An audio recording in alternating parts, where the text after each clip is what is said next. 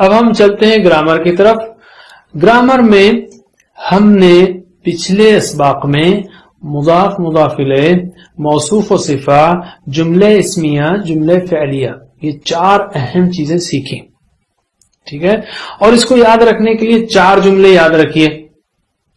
مضاف مضاف الیہ کے لیے بیت اللہ، بیت اللہ اللہ کا گھر، بیت اللہ اللہ کا گھر، اور سارے نام بھی اسی وزن پر ہیں، عبداللہ، عبد الرحمن یا نصیر الدین وغیرہ.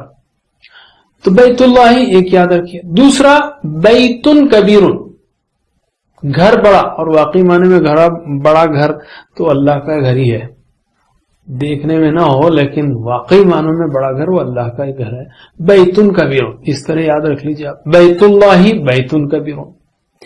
البیت وہ گھر، کبیر بڑا ہے، یہ جملے اسمیہ ہو گیا.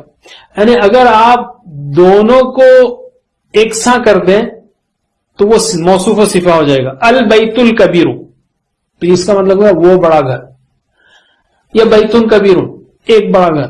لیکن ایک کو ال لگائیں اور دوسرے کو عام کر دیں، یعنی البیت کبیر، تو مطلب ہوگا وہ گھر بڑا ہے. یہ جملے اسمیہ ہیں. اسی طرح جملے فعلیہ، جو جملہ فعل سے شروع ہوتا ہے، اس کو یاد رکھنے کے لیے بھی ایک جملہ یاد رکھ لیجئے پرماننٹ، وہ ہے خلق اللہ الارض، پیدا کیا اللہ نے زمین کو. اس کا جملہ اسمیہ بھی بنا سکتے ہیں ہم، اللہ خالق، اللہ خالق ہے. لیکن میں بیت بیت بیت کا اس لیے آپ کو یاد کرانا چاہ رہا ہوں کہ تینوں میں فرق بھی یاد رہے آپ کو، اس لیے بیت اللہ بیت کبیر البیت کبیر، یہ تینوں میں فرق یاد رہے گا، اس لیے بیت بیت بیت کا جملہ میں نے اس میں یاد کرایا. اور فعلیہ جملہ وہ خلق اللہ الارض، پیدا کیا اللہ نے زمین کو. 2 اور جملے آپ کو یاد رکھنا ہے، وہ ہے ان اللہ غفور الرحیم، بے شک اللہ غفور الرحیم، یہ آپ کو یاد رہے گا. اور دوسرا ہے کان اللہ غفور الرحیم، یہ دونوں کے بارے میں ہم ابھی سیکھیں گے. عربی میں ان اور اس کی بہنیں، یعنی اس جیسے کچھ الفاظ ہیں جو فعل کے جیسا کام کرتے ہیں، اس لیے الحروف المشبہ بالفعل کہتے ہیں اس کو. کیا مطلب؟ فعل کیا کرتا ہے، یعنی بعض وقت ایک کو نصب دیتا ہے، ایک کو رفع کرتا ہے، جیسے خلق اللہ الارض. تو ویسے ہی ان کا بھی کچھ رول ایسے ہی ہے، جیسے ان اللہ غفور الرحیم، اس طرح سے یاد رکھتے ہیں. بہرحال ان و اخواتها کا رول یہ ہے کہ ان کے بعد جو بھی اسم آئے گا وہ آ رہے گا، اور جو اس کی خبر آئے گی، جیسے ان اللہ بے شک اللہ، کیا کہنا چاہ رہے آپ؟ خبر کیا ہے اس کی؟ غفور ہے، تو وہ مرفوع رہے گا. تو انا کے بعد جو اسم ہے وہ آ رہے گا، اور اس کے بعد دوسرا او رہے گا. ان اللہ غفور الرحیم، بہترین مثال. اور اس کے بہنے کون سے ہیں، وہ الفاظ کون ہیں اس کے، جیسے انا، انا، کانا، لاکن، لعل وغیرہ. تو ان اللہ غفور الرحیم. اسی طرح اشہد ان محمدن رسول اللہ. دیکھیے انا کے بعد پہلا جو لفظ آ رہا محمد صلی اللہ علیہ وسلم، محمدن. اس کے بعد کیا خبر ہے کہ محمد کیا ہے صلی اللہ علیہ وسلم؟ رسول ہے، تو رسول. ان اللہ غفور ان محمدن رسول اللہ. ان کی کئی مثالیں آپ کو قرآن کریم میں ملیں گی، جیسے ان اللہ غفور الرحیم، ان اللہ واسع علیم، ان اللہ سمیع علیم وغیرہ. دوسرا لفظ ہے وہ کانا اور اس کی بہنیں. کانا یعنی وہ تھا. اب مثلا کان اللہ کے ساتھ جب کانا آتا ہے تو اس کے مطلب ہے، لیکن ادروائز کانا کا مطلب ہے تھا. لیکن اللہ ہی کو لینے کان اللہ کا اللہ ہے تو بھی جملہ کمپلیٹ نہیں ہوا. کیا ہے؟ کان اللہ غفورن، کہ اللہ ہے غفور رحیم. کان اللہ توابن، تو اس لیے اس کو افعال الناقصہ کہتے ہیں، انہیں ایسے افعال جس میں کمی ہے، ناقص ہیں. یہ بات پوری نہیں ہو رہی. مثلا اگر میں کہوں کہ نصر اللہ، مدد کی اللہ نے، تو ایک بات جملہ کچھ سمجھ میں آیا. یا خلق اللہ، پیدا کیا اللہ نے. یا جاء حامد، آیا حامد، تو بات کمپلیٹ ہو گئی بعض صورتوں میں. لیکن یہاں پہ کان اللہ، اللہ ہے، کیا مطلب؟ پورا بات نہیں ہوئی. تو یہ وربز جو ہیں ڈیفیشنٹ ہیں. اور اس کی بہنیں کون سی؟ کانا، باتا، زالا، اصبح، امسا. کانا تھا، باتا یعنی رات گزاری، زالا رہا، اصبح صبح کی یعنی ہو گیا، امسا شام کی یعنی ہو گیا، اس معنوں میں آتا ہے. اس کا رول یہ ہے جیسے فعل ہے خلق اللہ الارض، ویسا ہی اس کا بھی رول ہے کان اللہ غفورا، کان اللہ غفورا. جبکہ ان اللہ غفور، ان میں جو ہے پہلا لفظ نصب ہوتا ہے آ، اور دوسرا رفع ہوتا ہے یعنی ان اللہ غفور، اور کان اللہ غفورا رحیما. یہ دونوں حصہ. اور قرآن کریم میں مثالیں موجود ہیں جیسے کان اللہ علیما حکیما. اسی طرح نگیشن میں، نفی میں بھی مثالیں آپ دیکھ سکتے ہیں. جیسے ما کانا، نہیں تھے، ابراہیم یہودین، نہیں تھے ابراہیم علیہ السلام یہودی. ما کانا ابراہیم یہودین ولا نصرانین، اور نہ تھے نصرانی.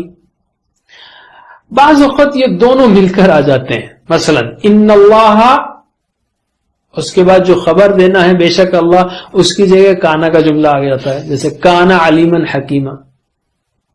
ان اللہ کانا توابا رحیما، ان اللہ کانا غفورا رحیما، ان اللہ کانا علیما خبیرا. تو دونوں کمبینیشن بھی ہو سکتے ہیں، اور قرآن کریم میں اس کی کئی مثالیں ہیں. آخر میں ہم کہیں گے جزاک اللہ خیرن، اللہ تعالیٰ آپ کو جزائے خیر دے کہ آپ نے ماشاءاللہ یہ کورس کیا ہے. لیکن جانے سے پہلے جزاک اللہ خیر یعنی جزا کا بھی وہ سیکھ لیجئے، یعنی پورا ٹیبل سیکھ لیجئے.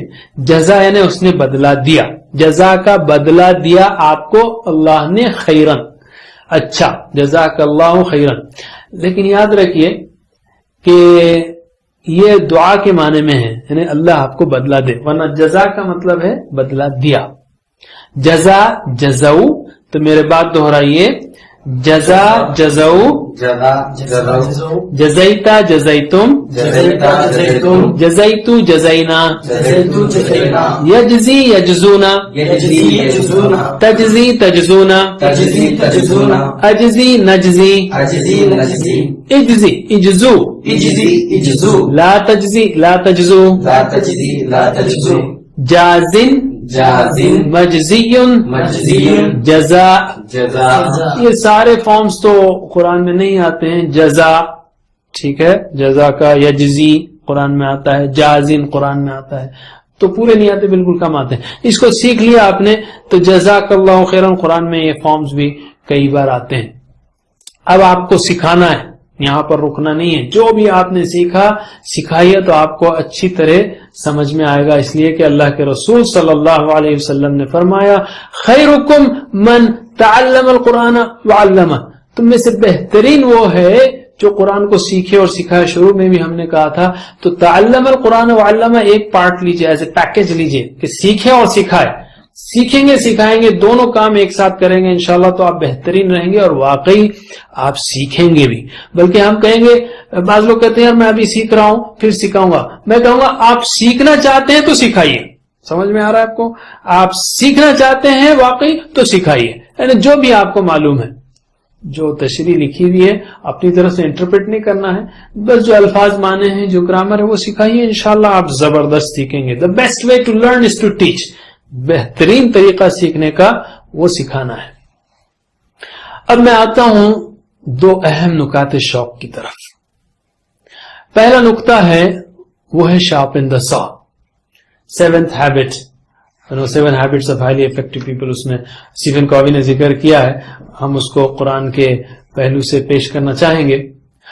آپ نے سنا ہوگا یہ واقعہ شارپن دا سا والا، کہ ایک شخص جو ہے وہ جنگل میں بڑا موٹا درخت کاٹ رہا تھا، کاٹ رہا ہے، پسینہ پسینہ ہو رہا ہے.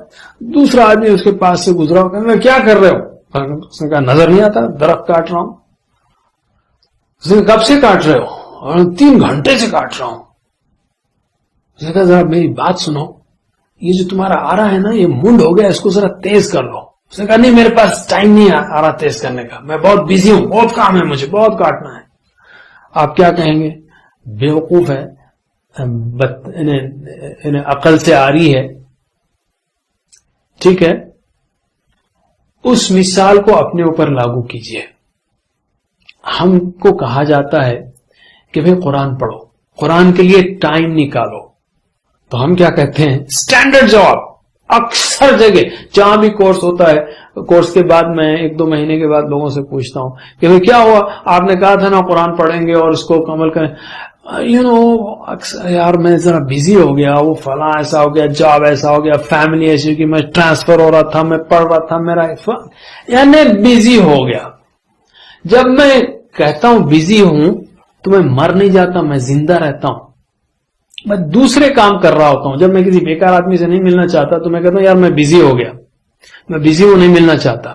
تو جب ہم کہتے ہیں کہ قرآن پڑھنے کے لیے ٹائم نہیں, میں بزی ہوں, تو بالفاظ دیگر میں یہ کہہ رہا ہوں کہ میں جو کام کر رہا ہوں وہ بہت اہم ہے, اور میں وہ سب کیوں کر رہا ہوں؟ جس میں بھی آپ بزی ہیں, یا تو آپ ریلیکس کر رہے ہیں, آرام کر رہے ہیں, سو رہے ہیں, یا انٹرٹین کر ریلیکس کر رہے ہیں. آپ سمجھتے ہیں کہ بھئی یہ ریلیکس کرنے میں میرے کو فائدہ ہوگا, یہ قرآن پڑھنا کہاں ٹینشن کی بات ہے, اس میں کیوں اسٹرین لوں میں. یا پھر آپ کمانے میں لگے ہوئے ہیں, آپ سمجھتے ہیں کہ میں زیادہ کماؤں گا, اوور ٹائم کروں گا, اس میں محنت کروں گا, یا بزنس کروں گا, یا خریدنے جاؤں گا تو اس میں مجھے کچھ چیز ملے گی, اس سے میں آرام کروں گا. یعنی بیسیکلی اور الٹیمیٹلی میرے زندگی کے مسئلے حل ہوں گے, چاہے وہ ریلیکسیشن سے متعلق ہو. تو بیسیکلی ہم کیا چاہ رہے ہیں؟ زندگی کے مسئلوں کا حل, اسی میں بزی ہیں. اور قرآن کریم وہ آ رہا ہے, اگر اس کو تیز کر لیا جائے, اس کے لیے ٹائم نکالا جائے تو یہ سارے مسئلوں کو حل کر دے گا. لیکن اگر ہم قرآن کریم کے لیے ٹائم نہیں نکالتے اور دنیا میں پڑے ہوئے ہیں تو اس بیوقوف کی طرح ہیں, اس سے بھی بڑے بیوقوف کی طرح ہیں جو کہتا ہے میرے پاس آرا تیز کرنے ٹائم نہیں ہے. قرآن کریم پڑھیں گے تو آپ کی زندگی, آپ کا اپروچ وہ ایسا تیز ہو جائے گا, آپ کا ایٹیٹیوڈ آپ کا, کہ انشاءاللہ سارے مسائل حل ہوتے جائیں گے. تو یاد رکھیے قرآن کا جب تک معاملہ ہے اس میں میں بزی ہوں مت بولیے. اور آخر میں ایک حدیث سنانا چاہوں گا. اللہ کے رسول صلی اللہ علیہ وسلم نے فرمایا قیامت کے روز, قیامت کے دن قرآن پڑھنے والے سے یہ کہا جائے گا, یقال لصاحب القرآن, قرآن پڑھنے والے سے ہی نہیں صاحب قرآن سے کہا جائے گا. یقال لصاحب القرآن یعنی قرآن جو پڑھتا ہے, سمجھتا ہے, عمل کرتا ہے, پھیلاتا ہے, اس کو کہا جائے گا, حفظ کرتا ہے, یاد کرتا ہے, اس کو کہا جائے گا اقرأ وارتقی, پڑھتا جا اور چڑھتا چلا جا جنت میں درجوں میں. یعنی جنت کے ایک کلاس نہیں, جنت کی کئی درجے ہیں. ورتل کما کنت ترتل فی الدنیا, اور ٹھہر ٹھہر کر پڑھ جیسے تو دنیا میں ٹھہر ٹھہر کر پڑھتا تھا. ٹھہر ٹھہر کر پڑھتے ہیں ہم یا پڑھتے ہیں؟ سوچ لیجئے, جیسے تو ٹھہر ٹھہر کر پڑھتا تھا. فَإِنَّ مَنزِلَتَكَ, بے شک تیری منزل, عند آخری آیت تقرأها, اس آخری آیت پر ہوگی جو تو پڑھے گا. اس کی تشریح میں علماء فرماتے ہیں کہ قرآن یعنی جنت کے, یعنی اگر قرآن میں 6,500 آیتیں ہیں تقریباً 6,236 سے جو بھی ہیں, اتنے ہی درجات ہیں, یا اتنے درجات تو ہیں, 6,000 کے اوپر درجات ہیں. اور ایک کلاس سے دوسری کلاس کا فرق وہ ایسا ہے سمجھانے کے لیے کہ جیسے ہم یہاں سے تاروں کو دیکھتے ہیں, ایک ایک آیت پر ایک ایک اپ گریڈ. میں ایک مثال دیتا ہوں.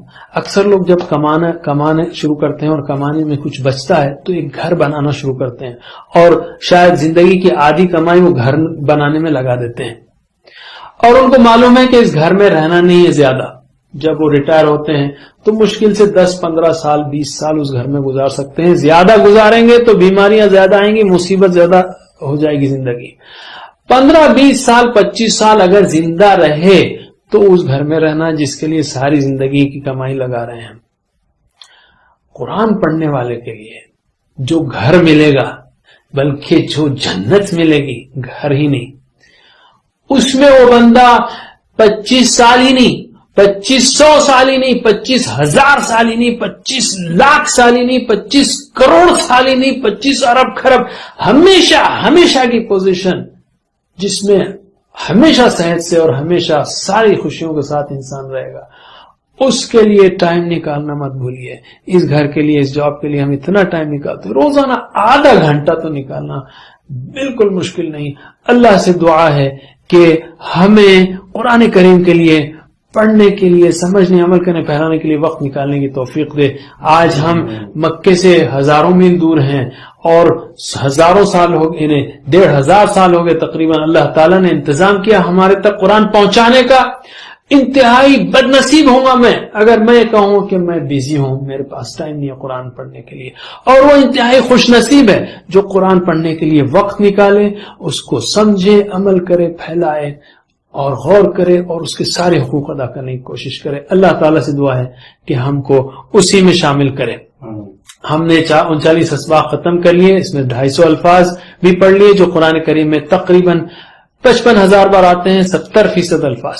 آخر میں میں کہوں گا جزاکم اللہ خیر ان سارے لوگوں کے لیے جنہوں نے اس کورس کو ڈیولپمنٹ کرنے میں مدد دی، میری فیملی، اہلیہ، بچوں کے لیے جنہوں نے مجھے سارا سپورٹ کیا، میرے پیرنٹس کے لیے ان کی دعاؤں کے لیے، اور سارے دوستوں کے لیے، سارے لوگوں کے لیے جنہوں نے اس کو ڈیولپ کرنے میں، ریکارڈ کرنے میں، پھیلانے میں مدد دی. اللہ تعالیٰ ان سب کی کوششوں قبول کرے. ربنا تقبل منا انك انت السميع العليم وتب علينا انك انت التواب الرحيم واغفر لنا انك انت الغفور الرحيم. وصلى الله تعالى على خير خلقه محمد وعلى اله وصحبه اجمعين برحمتك يا ارحم الراحمين. والسلام عليكم ورحمة الله وبركاته.